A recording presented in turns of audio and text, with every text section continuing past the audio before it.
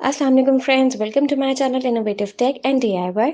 आज की वीडियो में हम जानेंगे कि हम लॉरल रेथ कैसे डिज़ाइन करते हैं। इसको कैसे डिज़ाइन किया जाता है, ये जानने के लिए वीडियो को एंड तक ज़रूर देखिएगा। वीडियो को स्टार्ट करने से पहले अगर आप हमारे चैनल पर न्यू हैं तो चैनल को सब्सक्राइब कर दीजिए ताकि आने वाली हर नई वीडियो की अपडेट आपको मिलती रहे।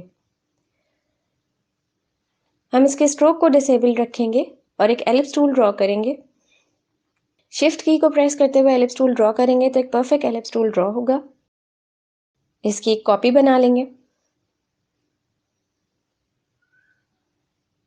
इन दोनों को सिलेक्ट करेंगे, पाथ फाइंडर, इंटरसेक्ट,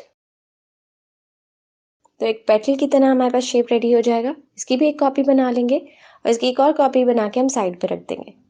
इस पेटल को नीचे लाएंगे, शिफ्ट की हेल्प से इसको रोटेट करेंगे। सेम दूसरे पेटल के साथ भी हम यही चीज़ करेंगे। अब इन दोनों को सिलेक्ट करेंगे, कंट्रोल जी की हेल्प से इसको ग्रुप कर देंगे और उसके साइज को थोड़ा छोटा कर लेंगे। इसको मैं नीचे रखूंगी। इफेक्ट में जाएंगे, distort and transform, transform, preview को टिक रखेंगे, -45 कर देंगे। कॉपीज हम 15 बनाएंगे।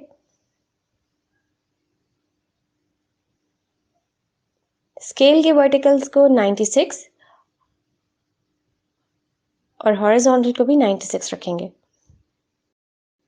ओके। अब हम इस पेटल के साइज को एडजस्ट करके इसको यहाँ पे प्लेस कर देंगे। लाइन ड्रॉ करेंगे लाइन टूल की हेल्प से।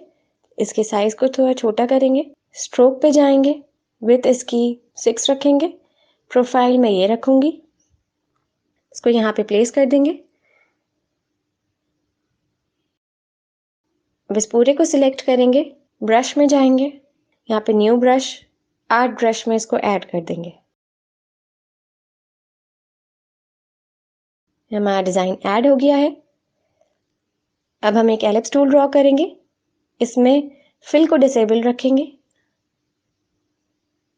डायरेक्ट सिलेक्शन टूल से हम यहाँ के एंकर पॉइंट को डिलीट कर देंगे। हाफ एलिप्स टूल के ऊपर हमने अपने बनाए हुए डिज़ाइन को ऐड करेंगे।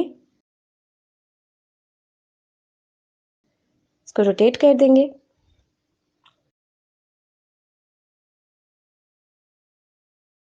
Transform, reflect, copy. थोड़ा सा इसका डिस्टेंस बढ़ा देंगे। हमारा डिज़ाइन रेडी हो गया है। अगर आपको वीडियो पसंद आई तो वीडियो को लाइक कर दीजिएगा। कमेंट में ज़रूर बताइएगा कि आपको वीडियो कैसी लगी। अपना बहुत ख्याल रखिएगा। अल्लाह हाफ़िज़।